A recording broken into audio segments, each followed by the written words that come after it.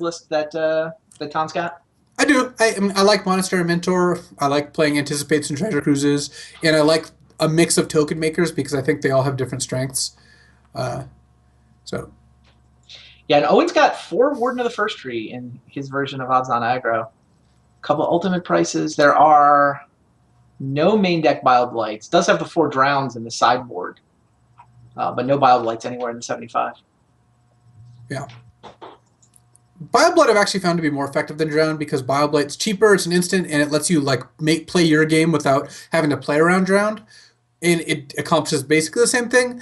But Tom does have a pretty big mix of token makers, so that does help uh, with the Bioblight versus Drown comparison. Because when he's cast Secure the Waste, Raise the Alarm, and Hordling Outburst, Drown is a little bit more effective than Bioblight because those are all different types.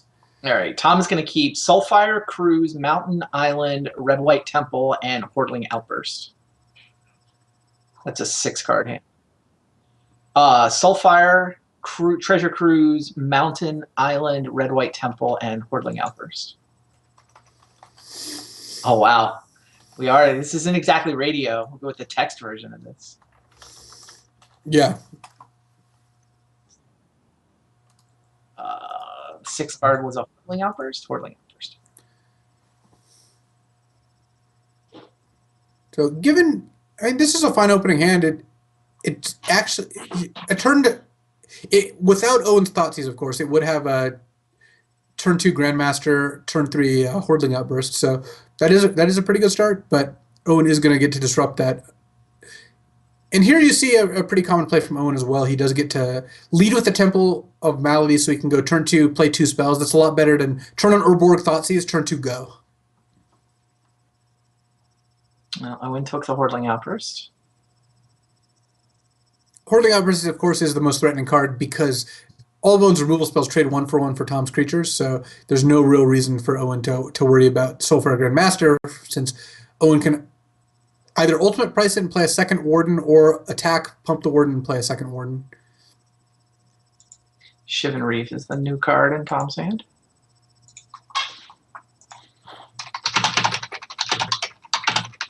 So I would expect ultimate price to be better just because you basically stop 2 damage every turn, and then next turn you can, even though you basically deal 2 extra damage by pumping the Warden or by casting ultimate price, but this means that you're not locked into worrying about the Warden or the Soulfire Grandmaster any turn past this.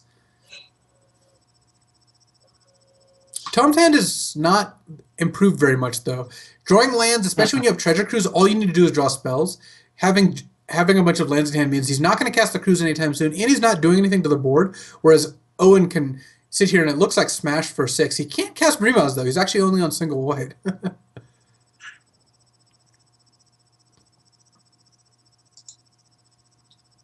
Drew Plains, bottomed Cruise. Yeah, it's bad times when you have to bottom Treasure Cruise, because that just means you're light on action and you have to actually put a spell on the bottom, which is kind of a beating. Treasure Cruise is not a card that rewards you for a spell light draw, though. That is for sure. And Owen's now got 6 points on the board with a Hero's Downfall in hand, so Owen's in pretty good shape here. Yep. There's no one card Tom can draw to really get him out of this, but if he does draw an action spell followed by an action spell, he could be okay. And Owen's, of course, in the spot where spells are good and white lands are good, so there are very few dead cards Owen has in his deck, and I would imagine he's just going to smash for 6 and play Rakshasa here. There's also no real drawback to flooding the board. It's not like Tom has sweepers. Yeah. And Owen knows that. Tom has another Plains now off the top of his deck, too, by the way.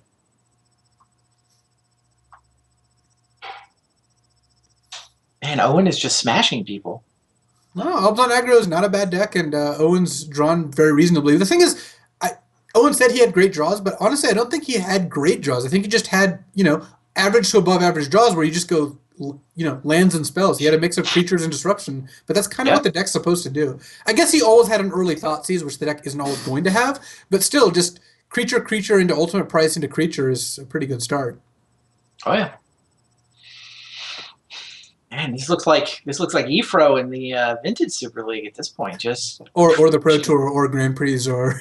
I guess that's fair. Yeah, it's not like Efro's been doing a lot of losing of matches lately, and by lately I mean like over a year. So There is that. Not that Owen's having a bad year either. I mean, Owen's still the number 2 ranked player. He still has, It's over actually 50, still third. oh, he slipped to third now, but he still has over 50 pro points. Like Yeah. Owen, he's gonna play Worlds next year. He's got a good shot at playing in the World Magic Cup. He's got to battle Ifro for the top US slot. Unless though Sam Black and Ari Lax are both contenders for that as well. I don't know who else is super close to those guys. So I would imagine that this is also emblematic of Owen's year. Though I guess he's hoping for to add to that with Toronto this weekend. Though I don't think Ifro is going to Toronto, so Owen's got a shot. Yeah, well, it's interesting. Owen has a bunch of Grand Prix where he's finished in the money, but not put up more than the 1 pro point. His pro point totals for the year, he's got a 6 and a couple of 3s, but he's still counting 3 1-pointers for Grand Prix. Whereas Eric is 6, 5, 4, 3, 3. Yeah. So there's this weird potential in Owen's pro point total where he's got potential on the Grand Prix circuit to make up some serious ground. Yeah, and it is he's 4th in North America right now. It goes Eric 60, Sam Black 57, Ari Lax 54, Owen Turtenwald 52. Yeah. So, all of them will be playing Worlds. All of them have already clinched platinum. Yeah, and it's a very close race too, because it's going to depend on who can pick up some points. The GPs, then of course who can spike the Pro Tour. If any one of them spikes the PT, and with like a top 16 or better, and the others don't, the GP performance almost just doesn't matter. So the GP performance helps if you're all doing equivalent, but the Pro Tour is as it should be where the biggest game is. I mean, the Pro Tour is what matters when you're looking at your year-end standings. Totally agree. Oh, nice. I've got Tom Ross also telling me his sideboard. So -1 raise, -1 soulfire, -1 anticipate, -1 secure, -1 stance, +1 dig, +2 anger, +2 Ojatai. It's the sideboard plan for Tom Ross. I can predict Owen's sideboard too. It's I think he cut the bad cards and he added the good ones. So I think that was his general plan. That's usually my plan when I'm sideboarding. It's a pretty good plan. You can see he's got Drowned Star in hand. Of course, you're going to be bringing that in. Yeah. Though here's the non-combo. It's you don't want to go turn 2 Rakshasa, turn 3 Drowned Star. That's not exactly how the game plan is supposed to be drawn out. Tom's draw is Ascendancy, Blue-Red Temple, Sealer, Fodder, Stoke, Force, Ojatai. And he bottoms a cruise with that land. All this bottoming, I don't know if I can get behind all this bottoming of Treasure Cruise. I'm not saying he shouldn't do it. I'm just saying I don't like it.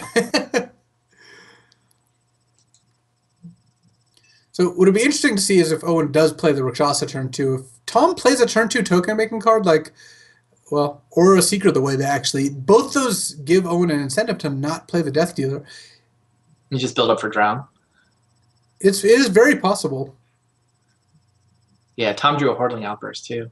You totally, well, I guess not. I was thinking I would play that hand for Drown in Sorrow. It's possible that Owen will also, and I can't really imagine him blocking here if he gets just destroyed by Anticipate or Raise the Alarm too much. So I guess his plan is he's for sure going to Anafenza, though it looks like he's going to get killed by a burn spell. Looks like Dragon Fodder main. So yeah, if Owen had not played the Rakshasa, then Drown would be better. But Owen can also play Anafenza. Mm-hmm. Tom can't really block, and then Owen next turn can drown after attacking and having a 3/3 Death Dealer. So that's not a bad line of play either. I think this is the safest line of play in that if you don't play Death Dealer, oh wow, Tom's going to snap off the double block? No, he was thinking about it. If you don't get another card, then you don't really want to drown just Seeker, especially into a burn spell or something like that. So I think this is the most conservative line of play, which makes sense. Yeah, Monastery Mentor is Tom's last draw, by the way, and now the Lightning Strike. And Offense is a pretty strong card. I mean, unless it looks like Tom drew a Stoke as well. Stoke is the card that he's looking for right here. This is his only really good answer to Anafenza with this much mana. Yeah. Well, taps the Goblin.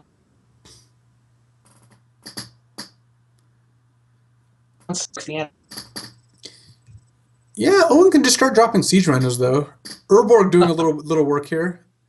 Owen has 3 pain lands, so I guess he's only allowed to stop one of them from working. But Siege Rhino is a pretty big game. And now Owen can next turn. I was going to say next turn he can pump the Rakshasa Death Dealer and then cast the Drown in Sorrow without losing his Death Dealer. Yeah, and if Tom drew a land and plays either Mentor or Hordling Outburst, then Drown in Sorrow is just devastating here. Second mentor was Tom's draw.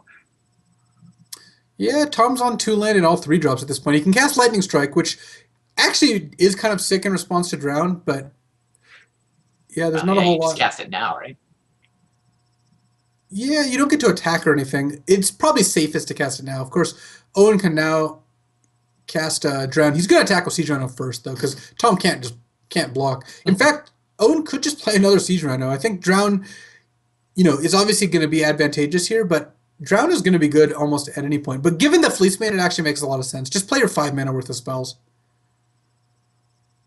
Yeah, most efficient way to spend his mana for sure is the Yeah. Fleece Mane plus the Drown. Owen immediately And bidding yeah, his card. Tom's Yeah, stuck on Owen's 2 lands. super far ahead here. Another really good reason to Drown, by the way, is that it cuts off Stoke the Flames. One of Tom's best ways to get back into this game is like some turn involving Ascendancy or Stoke the Flame, like multiple Stokes potentially. And this means Stoke just gets much, much worse. So I think Owen actually did probably by far the right play there.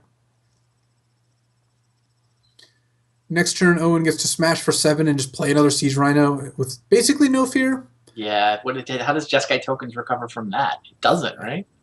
Yeah, there's not really any way. I wonder if Owen's going to have a close game at any point. I'm sure he's hoping not to.